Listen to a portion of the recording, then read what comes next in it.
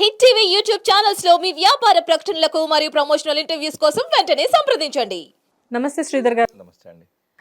Sir, UPSC exams గురించి అంటే ఈ సర్టిఫికేషన్స్ గురించి లేకపోతే ఏదైనా కానివ్వండి, ఈ మధ్యకాలంలో గత 1 వీక్గా సోషల్ మీడియాలో చాలా వైరల్ అవుతుంది పూజ గురించి. జనరల్గా ఏంటంటే సార్, మనం ఇప్పుడు పూజ గారి గురించి మాట్లాడుకుంటున్నప్పటికీ కూడా ఇలాంటివి మనం ఒక వీడియోలో చూసినట్లయితే నాట్ అబౌట్ పూజ అండి, చాలామందివి ఇలాంటి ప్రాబ్లమ్స్తో లైక్ అంటే ఇలాంటి పనులు చేసి దొరికిపోయిన వాళ్ళు ఎంతోమంది ఉన్నారు. కాకపోతే ఏంటంటే ఈవిడ కొంచెం ట్రైనీగా ఉన్నప్పుడే దొరికిపోయారనమాట. ఎందుకంటే ఈవిడ చేసిన అతి వల్ల అనుకోవచ్చు, ఓవర్ యాక్షన్ వల్ల అనుకోవచ్చు. అసలు ఏంటి మేడం గారి పరిస్థితి అని చెప్పి ఎంక్వైరీ చేయడం వల్ల గట్టిగా పట్టేసేసుకున్నారు. కాకపోతే నేనేమంటున్నానంటే, జనరల్గా ఏంటంటే సార్, తప్పు చేసినా కానీ తప్పించుకోవడం అనేది చాలా ఈజీ అని చెప్పేసి అనుకునే వాళ్ళల్లో ఒక తప్పు చేస్తే చాలా ఈజీగా పట్టుబడ్డం అనేది ఇలాంటి వాళ్ళని చూసినప్పుడే తెలుస్తుంది.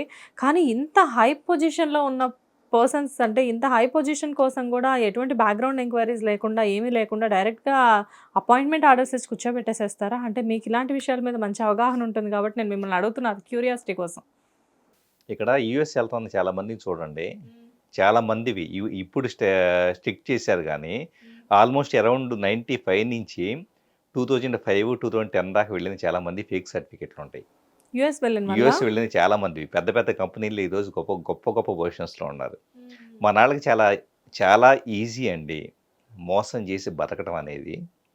మన వాళ్లకు, మన ఇండియన్స్కే చాలా ఈజీ అనే మాట ఎందుకు చెబుతానంటే, ఒక వ్యంగ్యంగా మాట్లాడక తప్పని పరిస్థితి. ఎందుకంటే ఒకడు భారతదేశం అంటే కనుక, ఇండియా అంటే కనుక ఖచ్చితంగా ప్రపంచం మొత్తం కూడా ఒక గౌరవం ఉండేది.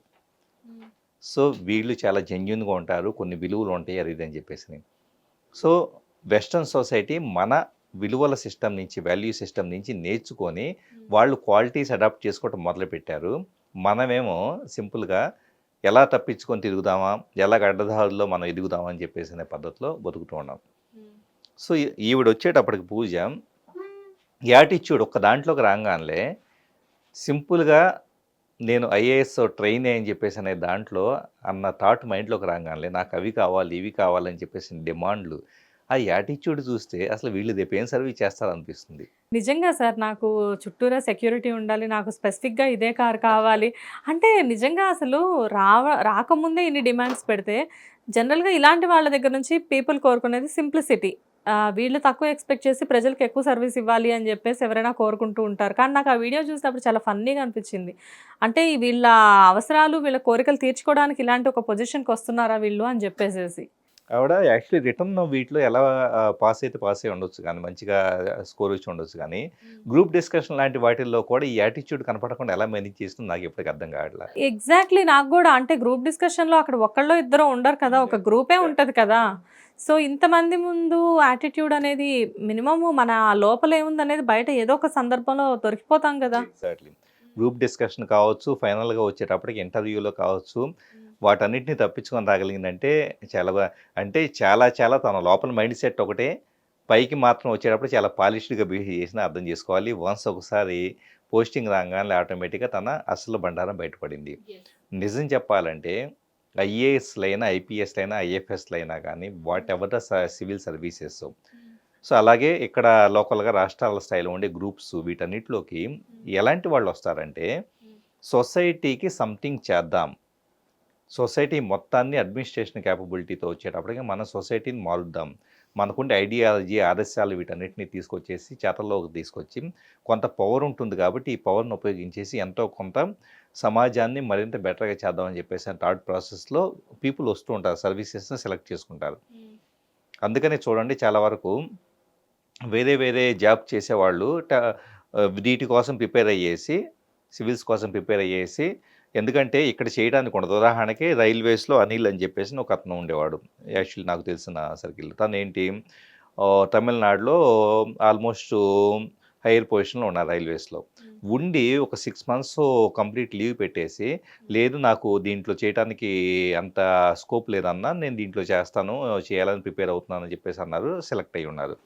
సో ఇలాంటి ఒక హయ్యెస్ట్ గోల్ సొసైటీకి నేను చాలా చేయగలుగుతాను, చెయ్యాలి అని చెప్పేసి అనే థాట్ ప్రాసెస్తో వచ్చేవాళ్ళు ఉంటారు. అలాంటి వాళ్ళు అలా వస్తుంటే, సో కొంతమంది రిజర్వేషన్స్ అడ్డు పెట్టుకొని, కొంతమంది వచ్చేటప్పటికి రిజర్వేషన్స్ అడ్డు పెట్టుకుంటే పూజ యాక్చువల్లీ చెప్పాలంటే రిజర్వేషన్స్ అడ్డు పెట్టుకొని ప్లస్ కొన్ని ఛానల్స్ వీటిని ఇచ్చేసేసుకొని ఆల్మోస్ట్ ఏంటంటే తనకుండే అడ్వాంటేజ్ని బేస్ చేసేసుకొని వచ్చి తన యాటిట్యూడ్ని చూపించడం మొదలుపెట్టింది. ఎస్ సరే మీ రిజర్వేషన్ వాడుకుంటే వాడుకోండి, నష్టం లా. ఎందుకంటే కనుక రిజర్వేషన్ అనేది గవర్నమెంట్ లీగల్గా ప్రొవైడ్ చేసిన ఫెసిలిటీ కాబట్టి. అట్ ద సేమ్ టైం ఆ పోస్ట్కి కావాల్సిన అర్హత ఏంటి, మీరు సొసైటీకి చేయాల్సిన ఇది. అంతేగాని మీకేం ఇస్తారు, కార్ ఇస్తారా, బంగ్లా ఇస్తారా, చుట్టూ సెక్యూరిటీ ఇస్తారా? ఇక్కడ రాజకీయ నాయకులకే, ప్రతిపక్ష నాయకులకో, లేకపోతే గొప్ప గొప్ప స్థాయిలో ఉండే వాళ్ళకో, సో వీళ్ళందరికీ ముఖ్యమంత్రులు ఇలాంటి వాళ్ళకో సెక్యూరిటీ ఇవ్వడానికే దిక్కులేని పరిస్థితి ఉంది. చాలా ఇప్పుడు మనం ఆంధ్రాలో చూస్తున్నాం కదా.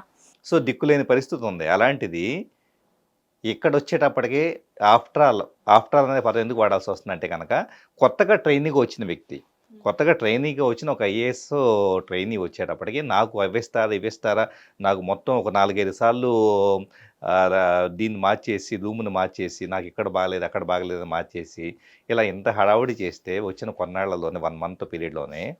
సో దెన్ ఎంక్వైరీకి వెళ్తే కనుక సర్టిఫికేట్లో తనకి డిజేబిలిటీ లేదు, ఎస్ సో డిఫరెంట్లీ ఏబుల్డ్ కాదు. డిఫరెంట్లీ ఏబుల్డ్ కాకపోయినా కూడా దానికి సంబంధించి ఒక ఫేక్ సర్టిఫికేట్ అనేది పుట్టించేసి ఇలా రకరకాల పద్ధతుల్లో అడ్డదోవల్లో వెళ్ళాలని చెప్పేసి అనుకోవడం అనేది ఖచ్చితంగా కూడా తప్పు. ఒక వ్యవస్థను తప్పుదారి పట్టించడం అవుతుంది. సో ఇక్కడ కొంతమంది అంటూ ఉన్నారు, శ్వేత గారు, ఇలాంటివి ఎలా నడుస్తాయి ఈ వ్యవస్థలు అని చెప్పేసి. వెరిఫికేషన్ మెకానిజంలో కొన్నిసార్లు కొన్ని మిస్టేక్స్ జరిగితే జరగవచ్చు. దాని మీద ఆల్రెడీ కమిషన్ అనేది వేసి ఉన్నారు కాబట్టి అసలు ఏం జరిగింది అన్నదే లోతుగా తెలుస్తుంది. కానీ సివిల్ సర్వీసెస్కి వెళ్ళాలనుకున్న వాళ్ళు ఎవరైనా 100% సమాజం మీద పూర్తిగా బాధ్యత ఉండి నేను సంథింగ్ చేయాలని చెప్పేసి దీంట్లో వెళ్ళాలి తప్పించి మిగతా ఉద్యోగాల్లాగా నేను ఈ పని చేస్తే నాకు ఎంత వచ్చింది ఈ టైప్లో క్యాలిక్యులేటెడ్గా వెళ్తే కనుక అసలు మీకు ఆ సర్వీస్కి మీరు ఎలిజిబుల్ కాదు. సివిల్ సర్వీసెస్ అనేది చాలా అసలు అది ఒక బాధ్యతాయుతంగా ఒక చాలా గొప్ప అనేది చాలా మందిలో ఉండే విషయం అది. కాకపోతే ఏంటంటే ఇలాంటి వాళ్ళు వచ్చినప్పుడు వాటి పేర్లు కూడా చెడిపోతున్నాయేమో అన్న ఫీలింగ్ వస్తుంది పీపుల్కి. ఎందుకంటే ఆ వీడియో చూసిన తర్వాత కింద చాలామంది కామెంట్స్ అవే చేశారు.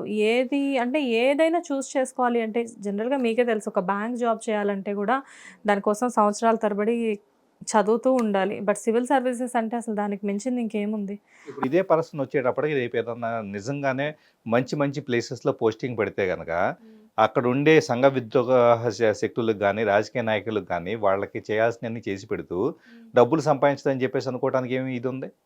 ఎందుకంటే ఇప్పుడే పోస్టింగ్ విషయంలోనే ఈ విధంగా అక్కడ ఇవ్వబడే సదుపాయాల విషయంలోనే ఎంత యాటిట్యూడ్ చూపించిన వ్యక్తి రేపు దీన్ని మిస్యూజ్ చేసే అవకాశం కూడా లేకపోలేదు, అధికారాన్ని మిస్యూజ్ చేసే అవకాశం కూడా లేకపోలేదు. అందుకనే what is the motive behind you, ఏది సివిల్ సర్వీసెస్ అన్నది మోస్ట్ ఇంపార్టెంట్. ఊరిగా పైకి ఆదర్శాలు వల్లిస్తూ లోపల వచ్చేటప్పటికి ఇంటర్నల్గా పూర్తిగా సమాజాన్ని విచ్ఛిన్నం చేయాలి స్వార్థం కోసం అని చెప్పేసి అనే విధంగా వచ్చేవాళ్ళు సివిల్ సర్వీసెస్కి ఎందుకు పనికి అవసరం లేదు కూడా. Exactly. Thank you sir. Hit TV app ని డౌన్లోడ్ చేసుకోండి. ఇందులో short news, live news, entertainment movies అన్ని అవైలబుల్ గా ఉన్నాయి. Please download Hit TV app. Hit TV app. Hit TV యాప్ని ఫ్రీగా డౌన్లోడ్ చేసుకోండి.